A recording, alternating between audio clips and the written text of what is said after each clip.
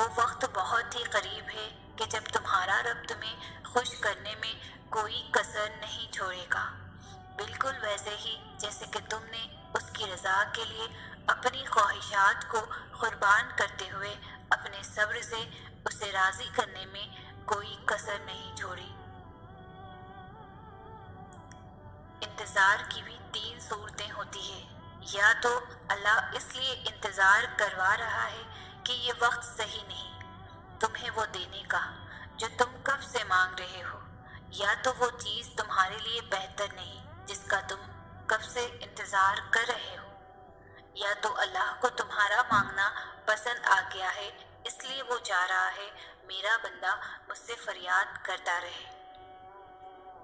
اللہ تو صرف اپنے بندوں سے چاہتا ہے کہ وہ مجھ پر پختہ یقین رکھ لے، اور اس یقین کے راستے پر لانے کے لیے وہ تمہیں مختلف راستوں سے گزارتا ہے، پھر وہ رب تمہیں تمہارے یقین کو دیکھ کر تمہیں نواز دیتا ہے۔ اللہ دیکھتا ہے کہ میرا بندہ میرے دیے پر شکر کرتا ہے یا پھر اس کے لیے مایوس ہو جاتا ہے جو نہیں دیا، اور پھر جب آپ اس کے دیے پر شکر کر لیتے ہو نا، پھر وہ آپ کو اس سے بھی نواز دیتا ہے جس کے لیے آپ کب سے اللہ کو پکار رہے ہو۔ اپنے اللہ سے جو کچھ مانگو دل کے درد سے مانگو، رو رو کر مانگو، تم تڑپ تڑپ کر مانگو، دن کے اجالوں میں مانگو، رات کے اندھیرے میں مانگو۔ ہمارا رب کریم کسی کو پیاسا نہیں رکھتا، مگر وہ سچی پیاس کا ثبوت ضرور مانگتا ہے۔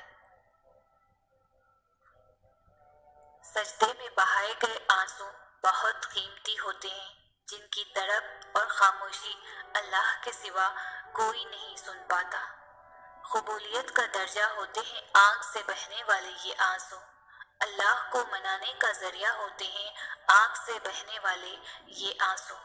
اور وہ راضی ہوتا ہے جبھی تو تمہیں منانے کی توفیق دیتا ہے، اور توفیق دے رہا ہے تو جان لو اللہ تم سے اور تمہاری ہر دعا سے راضی ہے۔